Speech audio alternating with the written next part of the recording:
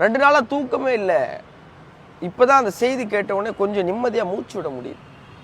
18 வயசு இருக்குமான்னு தெரியல அந்த பிள்ளைக்கு. காலேஜ் ஃபஸ்ட் இயர் படிக்கிற பிள்ளையா, கோயம்புத்தூரில் ஏர்போர்ட்டுக்கு பின்னாடி கூட அந்த பையில வெட்டிவிட்டு 3 அயோக்கிய நாய் சேர்ந்து அந்த பொண்ணை 11 மணிக்கு அந்த பையனை அமுச்சு விட்டுட்டு 4:30 மணி பொதுமக்கள் பார்க்கும்போது உடம்புல உடை எதுவுமே இல்லாமல் அந்த பொண்ணு உசுரோடு கிடந்திருக்கு. தமிழ்நாடு காவல்துறைக்கு பெரிய பாராட்டு. ஏன்னா 7 தனிப்படை அமைச்சு துடியலூரில் வச்சு பிடிச்சுன்னா சுட்டு பிடிச்சிருக்காங்க. 7 புல்லட் இறங்கியிருக்காங்க. அதில் 5 காலில் இறங்கியிருக்கு.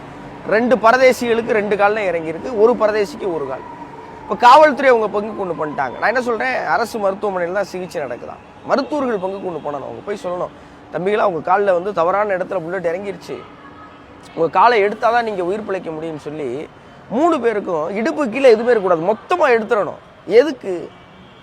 சரி, எப்படி இந்த தைரியம் வருதுன்னு புரியவே இல்லை. ஒரு 3 பேர் சேர்ந்து ஒரு பொண்ணை வந்து நம்ம வந்து பலவந்தப்படுத்தலாம்.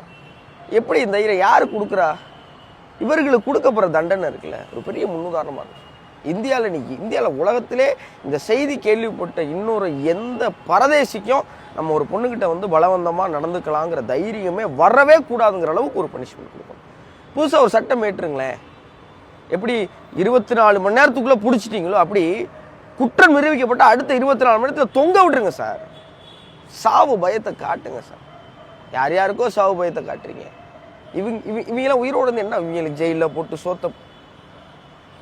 இனி ஒரு முறை தமிழ்நாட்டில் இல்லை, இந்தியாவில் எங்கேயுமே அது நடக்கக்கூடாதுன்னா எல்லாரும் பார்த்து அச்சப்படுகிற மாதிரி ஒரு தண்டனை நிச்சயம் வழங்கணும். தமிழ்நாடு காவல்துறைக்கு பெரிய நன்றி. என்ன ஒரு வருத்தம், காலில் சுட்டுருக்கீங்க. காலில் சுற்றக்கூடாது, புரடியிலே சுட்டுருக்கணும். இந்த மண்ணில் யாரெல்லாம் வாழ தகுதியானவர்கள் அவர்கள் மட்டும் வாழட்டும் சார், மற்றவங்க வேணாம்.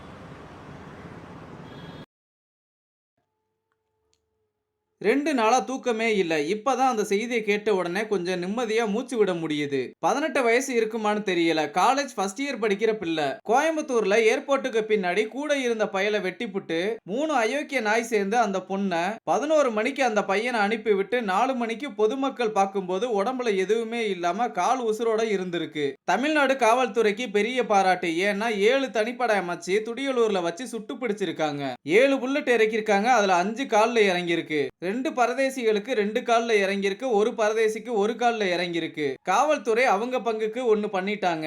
நான் என்ன சொல்றேன், அரசு மருத்துவமனையில தான் சிகிச்சை நடந்துகிட்டு இருக்கான். மருத்துவர்கள் பங்குக்கு 1 பண்ணணும். தம்பிகளா, உங்க கால்ல தவறான இடத்துல புல்லட் இறங்கியிருக்கு, காலை எடுத்தாதான் உயிர் பழைக்க முடியும்னு 3 பேருக்கும் இடுப்புக்கு கீழே எதுவுமே இருக்க கூடாது, மொத்தமா எடுத்துடணும். எப்படி இந்த தைரியம் வருதுன்னு புரியவே இல்ல. 3 பேர் சேர்ந்து ஒரு பொண்ணை வந்து நம்ம பலவந்தப்படுத்தலாம்.